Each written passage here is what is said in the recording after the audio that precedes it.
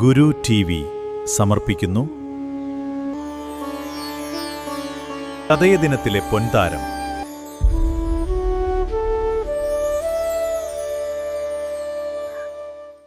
നമസ്കാരം. ഗുരു ടി വിയുടെ ചതയദിനത്തിലെ പൊൻതാരം എന്ന പരിപാടിയിലേക്ക് ഏവർക്കും സ്വാഗതം. ഇന്ന് നമ്മോടൊപ്പം ഉള്ളത് പ്രമുഖ ഗുരുദേവ പ്രഭാഷകനായ ശ്രീ പറവന്തൂർ ഗോപാലകൃഷ്ണൻ സാറാണ്. സാറിനെ ഈ പരിപാടിയിലേക്ക് ഹാർദമായി സ്വാഗതം ചെയ്യുന്നു. 172ാമത് ശ്രീനാരായണ ഗുരുദേവ ജയന്തിക്ക് ഈ കാലഘട്ടത്തിലുള്ള സവിശേഷമായ പ്രാധാന്യവും പ്രസക്തിയും സാറൊന്ന് വിശദീകരിക്കാമോ? ഓം അവതാരവരിഷ്ടം തം സർവാനുഗ്രഹദായിനം നാരായണ ഗുരു വന്ദേ സർവമംഗളസിദ്ധേ. എൻ്റെ പ്രഭാഷണത്തിലേക്ക് കടക്കാം. ഇവിടെ എന്നോട് ചോദിച്ച ചോദ്യം 172ാമത് ഗുരുദേവ ജയന്തിയുടെ സവിശേഷ പ്രാധാന്യം എന്താണെന്നാണ് ചോദിച്ചത്. വളരെ സന്ദർഭോചിതമായ ഒരു ചോദ്യമാണ്. തീർച്ചയായിട്ടും ശ്രീനാരായണീയരായ എല്ലാ ഭക്തജനങ്ങളും ഇതിൻ്റെ ഉത്തരം അറിഞ്ഞിരിക്കുകയും വേണം. ഈ ആഗസ്റ്റ് 28-ന് വിശ്വഗുരുവും ആത്മീയ ആചാര്യനും അവതാര പുരുഷനുമായ ശ്രീനാരായണ ഗുരുദേവൻ്റെ 172ാമത് പുണ്യജയന്തിയാണ് നമ്മളെല്ലാവരും വളരെ ആർഭാടമായി ഭക്തിനിർഭരമായ രീതിയിൽ ആഘോഷിക്കുന്നത്.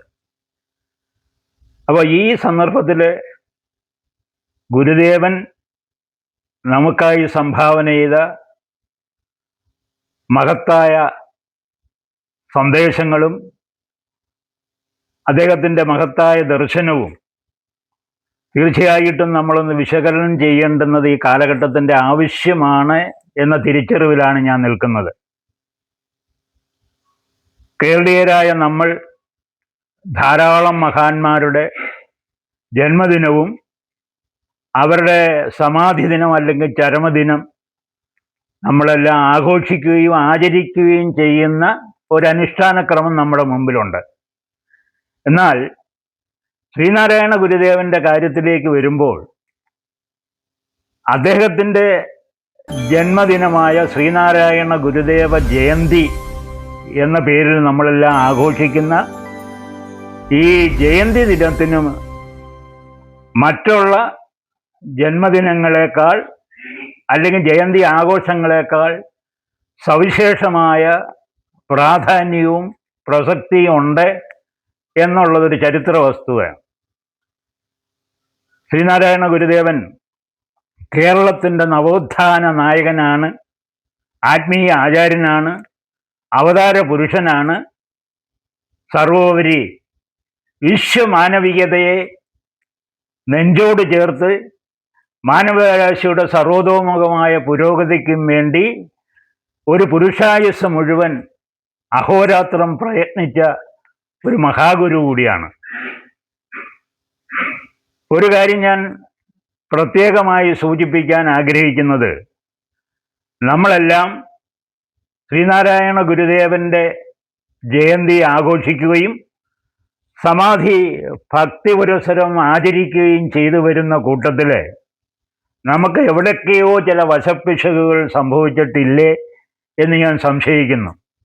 ഞാൻ ഉദ്ദേശിക്കുന്ന കാര്യം വ്യക്തമാക്കാൻ കൂടി ഞാൻ ഈ സന്ദർഭം ഉപയോഗിക്കുകയാണ്. ഓണവുമായി ബന്ധപ്പെട്ടാണ് യഥാർത്ഥത്തിലെ ഗുരുദേവന്റെ ജന്മദിനം അല്ലെങ്കിൽ ജയന്തി കടന്നു വരുന്നത്. നമ്മുടെ ഏറ്റവും പ്രധാനപ്പെട്ട ഓണമെന്ന് പറയുന്നത് തിരുവോണമാണ്. തിരുവോണം, അവിട്ടം, ചതയം, അതാണ് അതിൻ്റെ ഒരു ഓർഡർ എന്ന് പറയുന്നത്. കേരളീയർ മൊത്തത്തിൽ അവരെക്കുറിച്ച് അപഗ്രഥിക്കുമ്പോൾ അവരുടെ ഏറ്റവും മൗലികമായ ഓണം എന്ന് പറയുന്നത് തിരുവോണമാണ്. അങ്ങനെയാണ് അതിൻ്റെ ഒരു കീഴ്വഴക്കം അല്ലെങ്കിൽ അതിൻ്റെ ഒരു പിന്തുടർച്ച അങ്ങനെയാണ്. പക്ഷേ ഗുരുജയന്തിയുടെ പ്രാധാന്യവും അദ്ദേഹം വിഭാവനം ചെയ്ത മഹത്തായ അമൂല്യമായ ദർശനവും നമ്മൾ വിചിന്തനം ചെയ്യുമ്പോൾ, പഠിക്കുമ്പോൾ യാതൊരു സംശയവും കൂടാതെ നമുക്ക് പറയാം, ശ്രീനാരായണീയരെ സ്നേഹിക്കുന്ന ഒരു സമൂഹം, അല്ലെങ്കിൽ ശ്രീനാരായണീയരായ ഇവിടുത്തെ ബഹുജനങ്ങൾ, അവർക്ക് എന്തുകൊണ്ടും ഏറ്റവും പ്രാധാന്യമുള്ള ഓണം എന്ന് പറയുന്നത് ചതയം തന്നെയാണ്. അതല്ലെങ്കിൽ ഞാൻ മറ്റു രീതി പറയാൻ ഉദ്ദേശിക്കുന്നത്, കാലഘട്ടങ്ങൾ അതിൻ്റെ അനുക്രമമായ പ്രതിഭാസം ഇങ്ങനെ തുടർന്നു വരുന്ന ഒരു സന്ദർഭത്തിൽ അനധിവിദൂര ഭാവിയിലെ കേരളീയരുടെ ഏറ്റവും പ്രധാനപ്പെട്ട ഉത്സവം തീർച്ചയായിട്ടും ഗുരുദേവൻ അവതരിച്ച ഈ പുണ്യ ജന്മദിനമായ ചതയമാണ്. ഞാനതൊന്ന് വിശദീകരിക്കാൻ ആഗ്രഹിക്കുകയാണ്. ഇപ്പോൾ ഒരു കൊച്ചുകുട്ടി അല്ലെങ്കിൽ പഠിക്കുന്ന ഒരു വിദ്യാർത്ഥി നമ്മളോട് ചോദിക്കുകയാണ്, ഈ വർഷം നമ്മൾ എത്രാമത്തെ ഓണമാണ് ആഘോഷിക്കുന്നത്? ഓണം എന്ന് പറയുമ്പോൾ അവിടെ ഉദ്ദേശിക്കുന്നത് തിരുവോണം. പ്രസക്തമായ ചോദ്യമാണ്, പക്ഷേ ഉത്തരം പ്രസക്തമായി പറയാൻ പറ്റത്തില്ല. കാരണം ഈ ഓണം എന്ന് പറയുന്നത് ഒരു മിത്തോളജിയാണ്, ഒരു പുരാണ സങ്കല്പമാണ്, ഐതിഹ്യമാണ്, വിശ്വാസ പ്രമാണമാണ്. മറിച്ച് തിരുവോണം കഴിഞ്ഞ് അവിട്ടം വരുന്നു, അവിട്ടം കഴിഞ്ഞ് ചതയം വരുമ്പോൾ സംഗതി ആകെ മാറുകയാണ്. എങ്ങനെയെന്ന് ചോദിച്ചാൽ, തിരുവോണം ഒരു യാഥാർത്ഥ്യബോധത്തെ ഉൾക്കൊള്ളുന്ന ഒരു ഉത്സവമല്ല. പരമ്പരാഗതമായി നൂറ്റാണ്ടുകളായി നമ്മൾ ആഘോഷിച്ചു വരുന്ന ഒരു അനുസന്ധാനം എന്ന നിലയിൽ അതിന് ഒരു ബാക്ക്ഗ്രൗണ്ടായിട്ട് നിൽക്കുന്നത് മിത്തോളജിയാണ്. പക്ഷേ ഗുരുദേവന്റെ ജന്മദിനമായ ചതയം എന്ന് പറയുന്നത് അത് മിത്തോളജി അല്ല, മിത്തല്ല, ട്രൂത്താണ്, സത്യമാണ്, ചരിത്ര വസ്തുതയാണ്. ഗുരുദേവൻ ഇന്ന വർഷം ഇന്നടത്ത് ജനിച്ചു എന്നുള്ളത് ചരിത്ര യാഥാർത്ഥ്യമാണ്. അപ്പം തിരുവോണം എന്ന് പറയുന്നത് ആളുകളെല്ലാം വളരെ ആർഭാടമായി ആഘോഷിക്കുന്ന തിരുവോണത്തിന് ഒരു അടിത്തറയോ അടിസ്ഥാനമോ ചരിത്ര വസ്തുതയോ അതിൽ അന്തർലീനമായിട്ടില്ല. എന്നാൽ ഗുരുദേവൻ ജനിച്ച ചതയത്തിന് അതിൻ്റെതായ എല്ലാ പ്രത്യേകതകളുണ്ട്, സവിശേഷതകളുണ്ട്, ചരിത്ര യാഥാർത്ഥ്യമുണ്ട്. അപ്പൊ അതുകൊണ്ട് ശ്രീനാരായണ ഗുരുദേവൻ പ്രതിനിധാനം ചെയ്യുന്നത് ഒരു ചരിത്ര യാഥാർത്ഥ്യമാണ്. പക്ഷെ തിരുവോണം പ്രതിനിധാനം ചെയ്യുന്നത് എന്താണ്? ഒരു പൗരാണിക സങ്കല്പമോ അല്ലെങ്കിൽ പുരാണത്തിലെ അധിഷ്ഠിതമായ ഒരു വിശ്വാസ പ്രമാണവുമാണ്. അപ്പൊ ഇതിനെ രണ്ടിനെ നമ്മൾ തിരിച്ചറിയണം. ഞാൻ കൂടുതൽ അതിനെക്കുറിച്ച് കടക്കുന്നില്ല. അതുകൊണ്ട് ചരിത്ര വിദ്യാർത്ഥികൾ, അന്വേഷണം നടത്തുന്ന എല്ലാ ആളുകളും ഈ ചതയം എന്ന് പറയുന്ന പുണ്യദിനത്തെ അത് അർഹിക്കുന്ന ഗൗരവത്തോടുകൂടി ഉൾക്കൊള്ളാനുള്ള ഒരു വിശാല മനസ്സ് നമുക്കുണ്ടാവണം. എന്തായാലും ശരി, നമ്മുടെ ഭാഗ്യമാണെന്ന് പറയട്ടെ, ഈ തിരുജയന്തി ആഘോഷിക്കാനും അത് കൊണ്ടാടുന്നതിനുമുള്ള അസുലഭമായൊരു സന്ദർഭം കിട്ടിയിരിക്കുന്നത് ശ്രീനാരായണീയർക്കാണ്.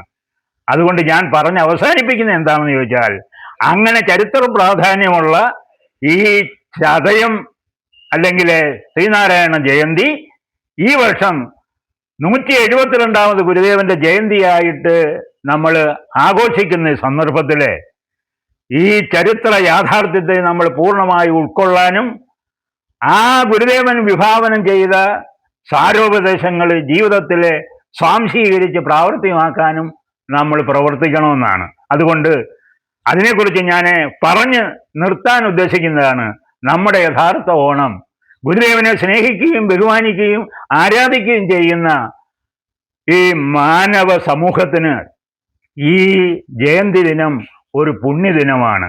അതിനപ്പുറം ഒരു പ്രാധാന്യം മറ്റൊന്നിനും ഇല്ല എന്നൊരു വിശ്വാസ പ്രമാണമാണ് എനിക്കുള്ളത്. അതുകൊണ്ട് 172ാമത് ഗുരുദേവ ജയന്തി അത് അർഹിക്കുന്ന പ്രാധാന്യത്തോടും പ്രസക്തിയോടും കൂടി നമ്മൾ ആഘോഷിക്കണം, കൊണ്ടാടണം. അപ്പം അതുകൊണ്ട് ഈ ചരിത്ര യാഥാർത്ഥ്യത്തെ ആരും അവഗണിക്കരുത്, വിസ്മരിക്കരുത്. അതാണ് എനിക്കതിനെക്കുറിച്ച് യഥാർത്ഥത്തിൽ പറയാനുള്ളത്. അപ്പം ഇങ്ങനെ ഒരു അവസരം കിട്ടിയ നമ്മളാണ് ഭാഗ്യവാൻ, യഥാർത്ഥ ഭാഗ്യവാന്മാർ.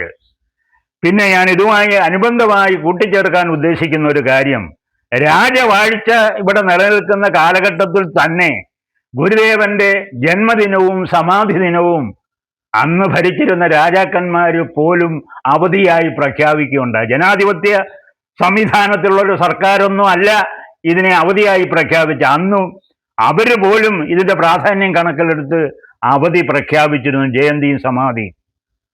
അപ്പൊ രണ്ട് ദിനങ്ങൾക്കും, ജയന്തിക്കും സമാധിക്കും തുല്യ പ്രാധാന്യവും പ്രസക്തിയും ഉണ്ട്. അത് മറ്റ് പല മഹാന്മാരുടെ കാര്യത്തിലും ഈ ജയന്തിക്കും സമാധിക്കും ഒരുപോലെ പ്രാധാന്യവും പ്രസക്തിയും കിട്ടിയ ഒരു ചരിത്ര പാരമ്പര്യം നമുക്കില്ല. ആ നിലയിൽ നോക്കുമ്പോഴും ശ്രീനാരായണീയ സമൂഹം ആത്മസംതൃപ്തിക്ക് അവർക്ക് എപ്പോഴും അവസരമുണ്ട് എന്നാണ് എനിക്ക് അതിനെക്കുറിച്ച് പറയാനുള്ളത്. വിശ്വസാഹോദര്യത്തിന്റെ വിമല ജ്യോതിസായ ശ്രീനാരായണ ഗുരുദേവന് പ്രത്യക്ഷമായോ പരോക്ഷമായോ സാറിന്റെ കൂടി ജന്മസ്ഥലവും കർമ്മമണ്ഡലവുമായ പെറവന്തൂരുമായിട്ട് എന്തെങ്കിലും എടുത്തു പറയത്തക്ക ബന്ധമുണ്ട് ഉണ്ടെങ്കിൽ അതൊന്ന് വിശദീകരിക്കാമോ? അപ്പോഴേ ഇപ്പോൾ ചോദിച്ച ചോദ്യം ആദ്യത്തേതിനേക്കാൾ കുറേ കൂടെ പ്രസക്തിയുള്ളതാണെന്ന് എനിക്ക് തോന്നുന്നു. കാരണം നേരിട്ട് നമ്മൾ ഗുരുദേവനിലേക്ക് തന്നെ കടന്നു വരികയാണ്. ഞാൻ പറയുമ്പോഴേ ഒരു അതിഭാവുകത്വം എന്ന നിലയിൽ അതിനെ വിലയിരുത്തരുത്. പക്ഷേ എനിക്കതിൽ അഭിമാനമുണ്ട്, എന്തെന്നില്ലാത്ത ആത്മസംതൃപ്തിയുണ്ട്. അതൊക്കെ ശരിയാണ്. ശ്രീനാരായണ ഗുരുദേവൻ നമ്മളിൽ പലരും അധിവസിക്കുന്ന ഈ പിറവന്തൂർ എന്ന് പറയുന്ന പ്രദേശത്ത് ചരിത്രത്തിൻ്റെ സഹായത്തോടുകൂടി ചരിത്രം പഠിച്ചിട്ടുള്ള വിദ്യാർത്ഥികളിൽ നിന്നും കാര്യം മനസ്സിലാക്കിയതിൻ്റെ അടിസ്ഥാനത്തിൽ കുറേയധികം കാര്യങ്ങൾ മനസ്സിലാക്കാൻ സാധിച്ചിട്ടുണ്ട്. കൃത്യമായി പറഞ്ഞാൽ 1914 ശ്രീനാരായണ ഗുരുദേവൻ പിറവന്തൂർ എന്ന് പറയുന്ന ഗ്രാമം സന്ദർശിച്ചതായിട്ട് ചരിത്ര രേഖകളുണ്ട്. ഞാൻ അതൊരു റെഫറൻസ് എന്ന നിലയിൽ അത് കുറേയൊക്കെ പഠിക്കാൻ ശ്രമിച്ചിട്ടുമുണ്ട്. പല സന്ദർഭങ്ങളിലും അത് ഞാൻ സൂചിപ്പിച്ചിട്ടുണ്ട്. 1914 ശ്രീനാരായണ ഗുരുദേവൻ ഒരു അവധൂതനായി ദേശാടനം നടത്തുന്ന കൂട്ടത്തിൽ ഒരു പ്രത്യേക ദിവസം ഒരു സായം സന്ധ്യയ്ക്ക് ഇന്ന് പിറവന്തൂർ എസ് എൻ ജംഗ്ഷനിൽ കാണുന്ന ഗുരുക്ഷേത്രം സ്ഥിതി ചെയ്യുന്ന അതിൻ്റെ തിരുമുറ്റത്ത് കാണുന്ന ആൽവൃക്ഷത്തിൻ്റെ അതേ സ്ഥാനത്ത്, ചുരുക്കം പറഞ്ഞാൽ അതിൻ്റെ ചുവട്ടിൽ ശ്രീനാരായണ ഗുരുദേവൻ കുറേ അധിക സമയം മെഡിറ്റേഷനിൽ ഇരുന്നതായിട്ടാണ് ചരിത്രത്തിൽ സൂചിപ്പിക്കുന്നത്. ധ്യാനത്തിലിരുന്നു. ഒരു പ്രാവശ്യമല്ല, ധ്യാനത്തിലിരുന്നത് 2 പ്രാവശ്യമാണെന്ന് വായിച്ചറിഞ്ഞിട്ടുണ്ട്. പക്ഷേ മൊത്തത്തിൽ ശ്രീനാരായണ ഗുരുദേവൻ 3 സന്ദർഭങ്ങളിൽ പിറവന്തൂരിൽ വന്നതായിട്ടാണ് ചരിത്രത്തിൽ രേഖപ്പെടുത്തിയിട്ടുള്ളതും ഞാൻ വായിച്ചറിഞ്ഞിട്ടുള്ളതും. ശ്രീനാരായണ ഗുരുദേവനുമായിട്ട് അല്പസ്വല്പം പരിചയവും അടുപ്പമുള്ള വളരെ പ്രായാധിക്യമുള്ള ആളുകളെ ഒരു 10-20 വർഷത്തിന് മുമ്പ് നേരിൽ കണ്ട് ഇന്റർവ്യൂ ചെയ്ത് അവരിൽ നിന്നും കിട്ടിയ വിലപ്പെട്ട അറിവും കൂടി വെച്ചാണ് ഞാനിത് പറയുന്നത്. അങ്ങനെ ഗുരുദേവന് ഈ എസ് എൻ ജംഗ്ഷനിലെ ഗുരുക്ഷേത്രം സ്ഥിതി ചെയ്യുന്ന സ്ഥലത്ത് ഇപ്പോഴാ ആല് നിൽക്കുന്ന ഭാഗത്ത് ഇങ്ങനെ ധ്യാന നിമഗ്നനായിട്ടിരിക്കുന്ന സന്ദർഭത്തിൽ ആരൊക്കെയോ പറഞ്ഞറിഞ്ഞ് കുറേ അധികം ആളുകൾ ഗുരുദേവന്റെ ചുറ്റും കൂടി. ഗുരുദേവൻ ധ്യാനത്തിലിരിക്കുകയാണ്. ഗുരുദേവനെ അല്പസമയം കഴിഞ്ഞ് കണ്ണു തുറന്ന് നോക്കിയപ്പോൾ തൻ്റെ ചുറ്റും 100 കണക്കിന് ആളുകൾ, ആബാലവൃത്തം ജനങ്ങൾ തൻ്റെ ചുറ്റും കൂടിയിരിക്കുന്ന കാഴ്ചയാണ് കാണുന്നത്. തികച്ചും മന്ദസ്മിതനായിട്ട് ഗുരുദേവൻ അവരോട് ചോദിച്ചു, എന്താ നിങ്ങളെല്ലാവരും കൂടി പതിവില്ലാത്തതുപോലെ ഇവിടെ വന്ന് നിൽക്കുന്നത്? അപ്പൊ അതില് പ്രായം കൂടിയ തറവാട്ട് കാരണവര് സംഭാഷണത്തിൽ തുടക്കം കുറിച്ചു.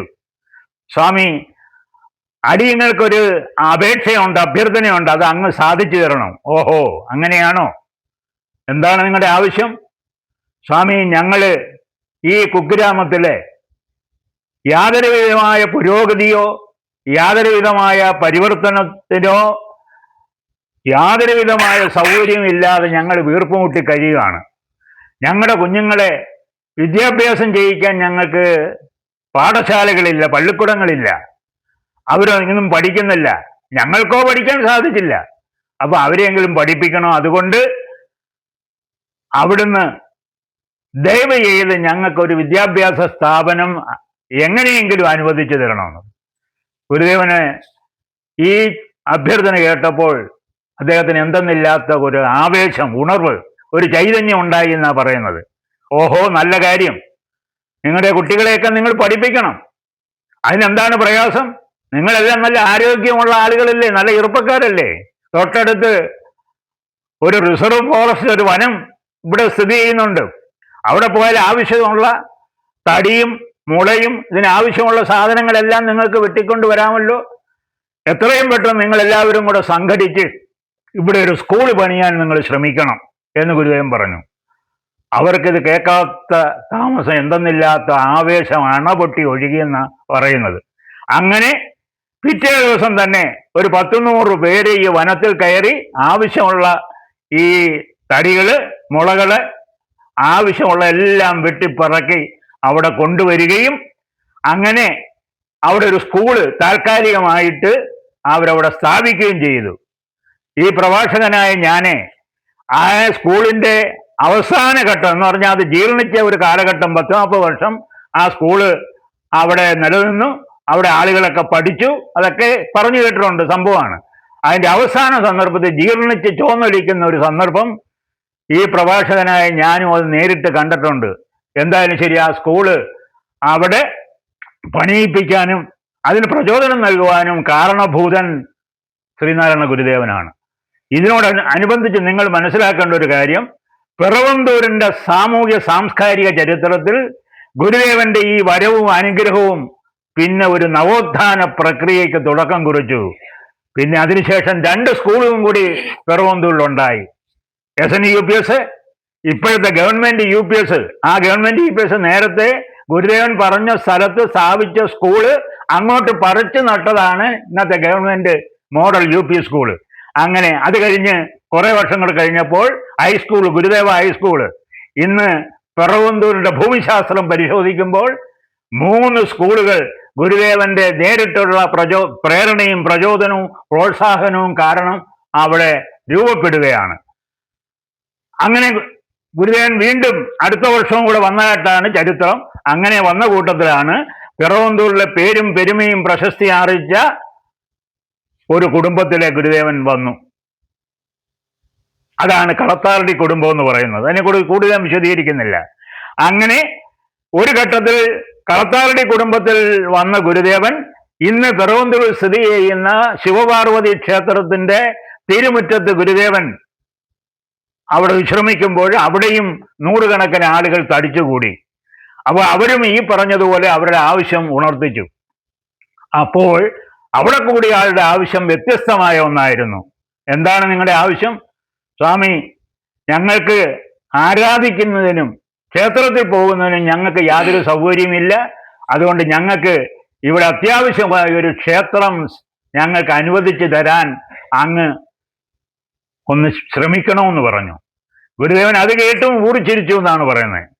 എന്നിട്ട് ഗുരുദേവൻ തന്നെ അതിന് പോംവഴിയായിട്ട് പറഞ്ഞു, ഇന്ന ദിവസം ഇത്രാം തീയതി ശിവഗിരിയിൽ നിന്നും നമ്മുടെ അനന്തര അവകാശിയായ ഒരു സന്യാസി ശ്രേഷ്ഠൻ ഇവിടെ വരും. ചരിത്രത്തിൽ പറയുന്നത് ഗുരുദേവന്റെ ഏറ്റവും പ്രായം കൂടിയ ഒരു ശിഷ്യൻ ഭൈരവൻ സ്വാമി, ഗുരുദേവനേക്കാൾ 20 വയസ്സ് പ്രായം കൂടിയ ഭൈരവൻ സ്വാമി ഇന്ന് കാണുന്ന ശിവപാർവതി ക്ഷേത്രത്തിന് ആദ്യമായിട്ട് ശിലാസ്ഥാപനം നടത്തിയത് ഗുരുദേവന്റെ ശിഷ്യനാണ്. നോക്കണേ, ഗുരുദേവന് ഈ സ്ഥലത്ത് വരുത്തിയ മാറ്റം. വിദ്യാലയം, ആരാധനാലയം എന്ന് വേണ്ട എല്ലാ രംഗത്തും സജീവമായ നേതൃത്വം കൊടുക്കുവാനും അതിന് പ്രചോദനം കൊടുക്കുവാനും ഗുരുദേവന് സാധിച്ചു. അങ്ങനെയുള്ള പിറവന്തൂരിൽ ഞാൻ എൻ്റെ പോയിന്റിലേക്ക് വരുവാണ്. ജനിക്കുവാൻ അവസരം കിട്ടിയതിൽ ഈ എളിയവനായ പ്രഭാഷകന് എന്തെന്നില്ലാത്ത സന്തോഷവും ചാരിതാർത്ഥ്യമുണ്ട്. മാത്രമല്ല, ഞാൻ വളരെ വിനയാന്വിതനായിട്ട് പറയുകയാണ്, എൻ്റെ അച്ഛൻ മരിച്ചു മൺമറഞ്ഞു പോയ എൻ്റെ അച്ഛൻ, അദ്ദേഹത്തിൻ്റെ കുടുംബം പുത്തൂരാണ്. അച്ഛൻ ജനിച്ചു വളർന്ന ആ കുടുംബത്തിൽ ഗുരുദേവൻ 4 പ്രാവശ്യം അവിടെ വന്നതായിട്ട് പറയുന്നു. എന്തായാലും അച്ഛൻ്റെ ആ ബാല്യകാലത്തിൽ 5-6 വയസ്സ് പ്രായമുള്ളപ്പോൾ ഗുരുദേവനെ നേരിട്ട് കാണുവാനും ഗുരുദേവന്റെ കയ്യിൽ നിന്ന് 1 സ്പൂൺ പഞ്ചസാര വാങ്ങിച്ച് കഴിക്കുവാനുമുള്ള അവസരം അച്ഛന് കിട്ടി. എൻ്റെ അമ്മയുടെ കുടുംബം കളത്താർഡി കുടുംബമാണ്. ആ കുടുംബത്തിലും ഗുരുദേവൻ വന്നു. അങ്ങനെ മാതാപിതാക്കള് ഏതോ അവരുടെ മുജ്ജന്മ സുഹൃതം കൊണ്ട് ചെയ്ത ആ നന്മയുടെ അനന്തര അവകാശി എന്ന പോലെ എനിക്കും ഈ പ്രസ്ഥാനത്തിലേക്ക് കടന്നു വരുവാനും ഗുരുദേവന്റെ സാരോപദേശങ്ങൾ മാനവരാശിക്ക് പറഞ്ഞു കൊടുക്കാനും അവസരം കിട്ടിയത് ഈ മുജ്ജന്മ സുഹൃതം കൊണ്ടാണ് എന്ന് ഞാൻ വിശ്വസിക്കുന്നു. ഒരു കാര്യം അടിവരയിട്ട് പറയുവാൻ ഞാൻ ആഗ്രഹിക്കുന്നത്, ശ്രീനാരായണ ഗുരുദേവന്റെ ശിഷ്യ പരമ്പരയിലെ ഏറ്റവും അറിയപ്പെടുന്ന ഒരു സന്യാസി ശ്രേഷ്ഠനെ സംഭാവന ചെയ്തത് പിറവന്തൂരാണ്. തെളിച്ചു പറഞ്ഞാൽ നമ്മുടെ പ്രകാശാനന്ദ സ്വാമി. അടുത്ത കാലത്ത് അദ്ദേഹം സമാധിയായി. ശ്രീനാരായണ ഗുരുദേവന്റെ സന്യാസി സംഘത്തിലെ ഏറ്റവും ശ്രേഷ്ഠനായ ഒരു സന്യാസി ശ്രേഷ്ഠനായി അല്ലെങ്കിൽ മഠാധിപതിയായി ആ ശിവഗിരിയെ ഭരിക്കാനുള്ള ഭാഗ്യം കിട്ടിയത് ഈ പ്രകാശാനന്ദ സ്വാമിയാണ്. ഗുരുദേവന്റെ അനുഗ്രഹം കൊണ്ടാണ് അത് കിട്ടിയത്. അങ്ങനെ ഗുരുദേവനുമായി ബന്ധപ്പെട്ട് ഒട്ടനവധി സ്മരണകള് എൻ്റെ മനസ്സിലുണ്ട്. ഇതൊക്കെ നാട്ടുകാർക്കും കുറേയൊക്കെ അറിയാം. അങ്ങനെ എല്ലാം ഉള്ള ആ മഹത്തായ പാരമ്പര്യത്തിന് അവകാശികളാണ് ഈ പിറവന്തൂർ നിവാസികൾ എന്നുള്ളത് അഭിമാനപുരസരം പറയുവാൻ ഞാൻ ആഗ്രഹിക്കുന്നു. ജയന്തി ആഘോഷവേളയിൽ അവശ്യം അനിവാര്യമായ ഒരു സന്ദേശമോ അതിന്റെ അനുഷ്ഠാന ക്രമത്തിൽ എപ്പോഴും ശ്രദ്ധിക്കേണ്ട കാര്യങ്ങളെ കുറിച്ചോ ഒന്നുകൂടി വിശദീകരിച്ചാൽ ഉപകാരപ്രദമായിരിക്കും. അപ്പൊ ഞാൻ ചോദ്യകർത്താവിലേക്ക് തന്നെ വരികയാണ്.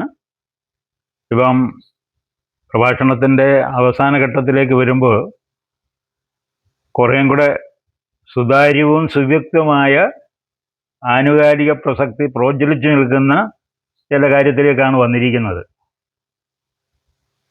അതായത് ഈ ജയന്തി കാലയളവിലെ 172ാമത് ഗുരുദേവ ജയന്തി ആർഭാടപൂർവം ആഘോഷിക്കപ്പെടുന്ന ഈ സുദിനത്തിലെ ഈ വേളയിലെ ഗുരു ദർശനത്തിലെ ഗുരുദേവ സന്ദേശങ്ങളിലെ എല്ലായ്പ്പോഴും ജ്വലിച്ചു നിൽക്കുന്ന, എപ്പോഴും തിളങ്ങി നിൽക്കുന്ന, ഏറ്റവും പ്രാമുഖ്യമുള്ള പരിഗണനയുള്ള സന്ദേശങ്ങളിൽ അവസരോചിതമായി ഏതെങ്കിലും ഒന്ന് എടുത്ത് ഉദ്ധരിച്ച് വിശകലനം ചെയ്യാമോ? അത് പ്രായോഗിക ജീവിതത്തിൽ അത് എങ്ങനെ പ്രതിഫലിപ്പിക്കണം എന്നതാണ് ചോദ്യം കൊണ്ട് ഉദ്ദേശിക്കുന്നത് എന്ന് ഞാൻ മനസ്സിലാക്കുന്നു. അതിനാമുഖമായി ഞാൻ പറയുന്നത്, നമ്മളെല്ലാവരും അടിസ്ഥാനപരമായി ഓർക്കുകയും ചിന്തിക്കുകയും ചെയ്യേണ്ട ഒരു കാര്യമാണ്.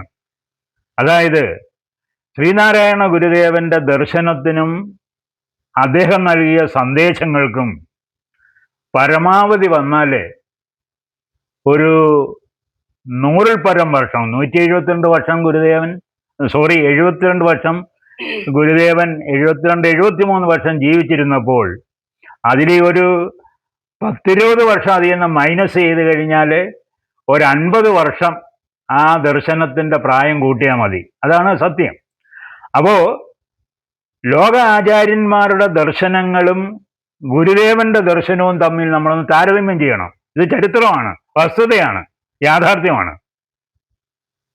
ശ്രീബുദ്ധൻ മഹാനായ ഒരു ആദർശവാദിയും ജീവകാരുണ്യം ജീവിതത്തിലുടനീളം മുറുകെ പിടിച്ച അഹിംസയുടെ പ്രവാചകനുമായിരുന്നു 2500 വർഷങ്ങൾക്ക് മുമ്പ് ജീവിച്ച ശ്രീ ബുദ്ധൻ. അപ്പൊ അതിന് 2500ഓളം വർഷത്തെ പഴക്കവും പാരമ്പര്യമുണ്ട് ആ ദർശനത്തിന്. മറിച്ച് നമ്മൾ യേശുക്രിസ്തുവിന്റെ കാര്യത്തിലേക്ക് വരുമ്പോൾ 2000-ലധികം വർഷം കഴിഞ്ഞു അദ്ദേഹം ഇവിടെ ജീവിച്ച് മരിച്ചിട്ട്. നബി തിരുമേനി ഏതാണ്ട് 1500ഓളം വർഷം ആ ദർശനത്തിനും പഴക്കമുണ്ട്, പാരമ്പര്യമുണ്ട്. ആ കൂട്ടത്തിൽ ശ്രീനാരായണ ഗുരുദേവന്റെ ദർശനത്തിന് കേവലം ഒരു 50 അല്ലെങ്കിൽ പരമാവധി വന്ന 75-ഓ 80-ഓ വർഷത്തെ പഴക്കവും പാരമ്പര്യവും ഉള്ളതല്ലേ സത്യം. അപ്പം വളരെ ക്ഷണികമായ നൈമിഷികമായ ഒരു കാലഘട്ടത്തെ പ്രതിനിധാനം ചെയ്തുകൊണ്ട് നമ്മൾ അതിൻ്റെ അടിസ്ഥാനത്തിൽ ഈ ചുരുങ്ങിയ കാലഘട്ടം കൊണ്ട് ഗുരുദേവന്റെ ദീപ്തമായ സന്ദേശങ്ങൾ ലോകമെമ്പാടും എത്രമാത്രം വ്യാപരിച്ചിട്ടുണ്ട് എന്നതാണ് നമ്മൾ ചിന്തിക്കേണ്ടുന്നതും വിശകലനം ചെയ്യേണ്ടതും. അങ്ങനെ നോക്കുമ്പോൾ ശ്രീനാരായണ ദർശനത്തിന്റെ ഗതിവേഗം അപാരമാണ്. അത് ഇത്ര വേഗത്തില്, ഇത്ര ത്വരിതഗതിയില് ഇത് ലോകമെമ്പാടും പ്രചരിച്ചുകൊണ്ടിരിക്കുന്നു എന്ന് പറയുമ്പോൾ മറ്റുള്ള ദർശനങ്ങൾക്കോ സിദ്ധാന്തങ്ങൾക്കോ ഒന്നും ലഭിക്കാത്ത ഒരു വലിയ ഗതിവേഗമാണ് ശ്രീനാരായണ ദർശനത്തിൽ കിട്ടിയത്. അതല്ലേ സത്യം? അപ്പൊ അങ്ങനെ നോക്കുമ്പോൾ നിങ്ങൾ തിരിച്ചു ചിന്തിക്കണം. ക്രിസ്തുവിന്റെ 2000 വർഷത്തെ പഴക്കവും പാരമ്പര്യമുള്ള ദർശനവും അതുപോലെ തന്നെ നമ്മുടെ ബുദ്ധഭഗവാന്റെ 2500 വർഷം പഴക്കമുള്ള ദർശനവും ഈ 75-80 വർഷം പഴക്കമുള്ള ഗുരുദേവ ദർശനവും കൂടി ഒന്ന് താരതമ്യം ചെയ്യുമ്പോൾ ഇനി ഏതാണ്ട് ഈ അവസ്ഥയിലെ 1000-ഓ 2000-ഓ വർഷം കഴിയുമ്പോൾ ഗുരുദേവ ദർശനം എവിടെ ചെന്ന് നിൽക്കുമെന്ന് നിങ്ങൾ ചിന്തിക്കണം. ഒരു കാര്യം നിങ്ങൾ സമകാലിക സംഭവങ്ങൾ ഓർക്കണം. ഈ അടുത്ത കാലത്തായിട്ട് ഈ ഗുരുദേവ ദർശനം എവിടെയെല്ലാം കടന്നെത്തി? വത്തിക്കാനില്ലേ മാർപ്പാപ്പ 2 കൈയും നീട്ടി ഇതിനെ സ്വീകരിച്ചില്ലേ? അതൊരു വലിയ ചരിത്ര സംഭവമല്ലേ? ശിവഗിരിയിലെ സന്യാസി ശ്രേഷ്ഠന്മാര് അവിടെ ചെല്ലുകയും അവിടെ ചെന്ന് മഹാസമ്മേളനങ്ങള്, അതുപോലെ ആലുവ അദ്വൈതാശ്രമത്തിൽ 924 നടന്ന സർവമത സമ്മേളനത്തിന്റെ ശതാബ്ദി ആഘോഷ പരിപാടി അവിടെ നടത്തി. യൂറോപ്യൻ രാജ്യങ്ങളിൽ പലയിടത്തും നടത്തി. ഏറ്റവും ഒടുവില് ജർമ്മനിയിലെ, ജപ്പാനിലെ, ഈ ജർമ്മനിയിലെ കഴിഞ്ഞ ഒരു മാസത്തിന് മുമ്പ് അവിടെ ഒരു മെഡിറ്റേഷൻ സെന്റർ ഹാളിൽ വെച്ച് ശ്രീനാരായണ ഗുരുദേവന്റെ ദൈവദശകത്തിൽ ഒന്നിച്ചണിനിരന്ന് എല്ലാവരും കൂടെ സമൂഹമായി പ്രാർത്ഥിക്കാൻ കൂടിയത് 350 വിദേശീയരാണ്. പത്രത്തിലൊക്കെ നമ്മൾ വായിച്ചതാണ്. ഏറ്റവും ഒടുവിലെ ഇന്നത്തെ പത്രത്തിൽ നമ്മൾ കണ്ടു. എന്താണ്? കൊങ്ങിണി ഭാഷയിലെ ഇതാ ദൈവദശകത്തിന് പുതിയ വിവർത്തനം വന്നിരിക്കുന്നു. എത്ര ഭാഷകളിലെ. അപ്പൊ ഇത് ലോകത്തെ മൊത്തം ഒന്നുപോലെ, ലോകത്തെ മൊത്തത്തിൽ ഉൾക്കൊള്ളാൻ വിശ്വവിശാലമായ ഒരു ദർശനമാണ് ഗുരുദേവൻ നമുക്ക് നൽകിയത്. അപ്പൊ അതിൻ്റെ അപാരമായ വ്യാപനം എന്ന് പറയുന്നത് വിസ്മയകരമാണ്. ഇന്ന് നമ്മുടെ ചുറ്റുപാട് നമ്മൾ നോക്കുമ്പോൾ ഞാൻ സന്ദർഭം കൊണ്ട് ഒരു കാര്യം പറയും. ഇന്ന് നമ്മുടെ പത്തനാപുരത്തിലുള്ള ഗാന്ധി ഭവൻ എന്ന് പറയുന്ന കേരളത്തിൽ തന്നെ ഏറ്റവും വലിയ ഒരു ഓർഫനേജ്, ഒരു അനാഥാലയം അവിടെ പ്രവർത്തിക്കുന്നു. ഓരോ ദിവസവും അവിടെ വിശിഷ്ട അതിഥികൾ വരുന്നു. ഞാൻ ചുരുക്കി പറയുകയാണ്. ഇന്ന് അവിടുത്തെ മുഖ്യ പ്രഭാഷണം നടത്തിയത് കേരളത്തിന്റെ മുൻ DGP അലക്സാണ്ടർ ജേക്കബ്. നിങ്ങൾ കേട്ടിട്ടുണ്ട്. പ്രഗത്ഭനാണ്, പ്രശസ്തനാണ്, ബുദ്ധിരാക്ഷസനാണ്. ഇന്ന് അദ്ദേഹം അവിടെ പ്രസംഗിക്കാൻ വന്നപ്പോൾ ആ പ്രസംഗം ആദ്യം മുതൽ അവസാനം വരെ 2 മണിക്കൂർ അവിടെ ശ്രദ്ധിച്ചിരുന്ന് കേട്ട വ്യക്തിയാണ് ഞാൻ. അദ്ദേഹത്തിന്റെ പ്രഭാഷണം തുടങ്ങിയത് ഗുരുദേവ ദർശനത്തിലാണ് തുടങ്ങിയത്. മനുഷ്യാണാം മനുഷ്യത്വം ജാതിർഗോത്രം ഗവാം യഥ ന ബ്രാഹ്മണാതിരസൈവം ഹാ തത്വം വേത്തി കോപിന. അതുപോലെ തന്നെ അരുവിപ്പുറത്ത് 1888 ശിവപ്രതിഷ്ഠ നടത്തിയതിനു ശേഷം ക്ഷേത്ര കവാടത്തിൽ തൃക്കൈകൊണ്ടെഴുതി വെച്ച ജാതിഭേദം മതദ്വേഷം ഏതുമില്ലാതെ സർവരും സോദരത്തേന വാഴുന്ന മാതൃകാ സ്ഥാനമാണിത് തുടങ്ങിയ കാര്യങ്ങള് ഗുരുദേവ കൃതികളിലെ സമ്പുഷ്ടമായ പദ്യങ്ങളെല്ലാം അദ്ദേഹം തന്റെ പ്രസംഗത്തിന്റെ നേർപകുതി സമയം ഇതിനു വേണ്ടി വിനിയോഗിച്ചു. ഒന്ന് ആലോചിച്ച് നോക്ക്. അപ്പം ഗുരുദേവ ദർശനത്തിന്റെ ദ്രുതഗതിയിലുള്ള ഈ പ്രയാണം നമുക്ക് വളരെ ആശ്വാസകരമാണ്. നമുക്ക് നമ്മുടെ ചുറ്റുപാട് ഒന്ന് കണ്ണോടിക്കുമ്പോൾ ഞാൻ നേരത്തെ പറഞ്ഞു വെച്ചിടത്ത് അതിനനുബന്ധമായ ഒരു കാര്യം പറയുകയാണ്. ഈ 172ാമത് ജയന്തി കേരളത്തിൽ മാത്രമല്ല, വിദേശ രാജ്യങ്ങളിലെ ലോകത്തിന്റെ മിക്കവാറും എല്ലാ ഭാഗങ്ങളിലും ഈ ജയന്തി ആഘോഷിക്കുന്നു, സമാധി ആചരിക്കുന്നു. ഒരു കാര്യം ഒരുപക്ഷെ നിങ്ങൾ ഓർക്കുന്നുണ്ടോ എന്ന് എനിക്കറിഞ്ഞൂടാ. നടരാജഗുരു എഴുതിയ ദ വേർഡ് ഓഫ് ദ ഗുരു എന്ന പുസ്തകത്തിലെ ഞാൻ വായിച്ച കാര്യം പറയുകയാണ്. 1927 അതായത് ശ്രീനാരായണ ഗുരുദേവൻ സമാധിയാകുന്നതിന് 1 വർഷം മുമ്പ് തന്നെ അദ്ദേഹം PhDക്ക് റിസർച്ച് ചെയ്യാൻ പോയത് പാരീസിലെ സോർബോൺ സർവകലാശാലയിലാണ്. ആ സോർബോൺ എന്ന് പറയുന്ന സ്ഥലത്ത് വെച്ച് ഗുരുദേവൻ ജീവിച്ചിരിക്കുമ്പോൾ 927 നടരാജഗുരുവിന്റെ നേതൃത്വത്തിലെ ഈ ജയന്തി ആഘോഷിച്ചെന്നുള്ളതാണ്. ലോകത്ത് വേറെ ഒരു മഹാനും കിട്ടുന്ന അംഗീകാരമല്ലത്. മനസ്സിലായോ? അങ്ങനെ ശ്രീനാരായണ ദർശനം പൂത്തുലയുകയാണ്. പക്ഷേ നമുക്ക് ദുഃഖിക്കേണ്ട അവസ്ഥയിലാണ് നമ്മൾ നിൽക്കുന്നത്. ശ്രീനാരായണനും ശ്രീനാരായണിലും ഒരിക്കലും സന്ധിക്കാത്ത രണ്ട് സമാന്തര രേഖകളിലെ പോലെ ഇങ്ങനെ വിഹായസിലേക്ക് വിജയം പ്രാപിക്കുന്ന ഒരു വിരോധാഭാസമാണ് ഇവിടെ നിലനിൽക്കുന്നത്. ഇതിനെന്താണ് ഒരു മാറ്റമെന്നും കൂടി ഞാൻ പറയണം. ഇതിൽ ഏറ്റവും പ്രസക്തമായ ഗുരുദേവന്റെ ഒരു സന്ദേശം കൂടി സാന്ദർഭികമായിട്ട് ഞാൻ പറയണമെന്ന് കൂടി ഇവിടെ സൂചിപ്പിച്ചത് കൊണ്ട് ഞാൻ പറയുകയാണ്. ഗുരുദേവന്റെ 56 അല്ലെങ്കിൽ 60ഓളം വരുന്ന സമ്പുഷ്ടമായ കൃതികളിലെ ഇതിൽ ഏതാണ് ഏറ്റവും ശ്രേഷ്ഠമെന്ന് ഒരാൾ ചോദിച്ചാൽ അതിന് വ്യക്തമായൊരു മറുപടി ഗുരുദേവൻ തന്നെ ഒരു സന്ദർഭത്തിൽ പറഞ്ഞിട്ടുണ്ട്.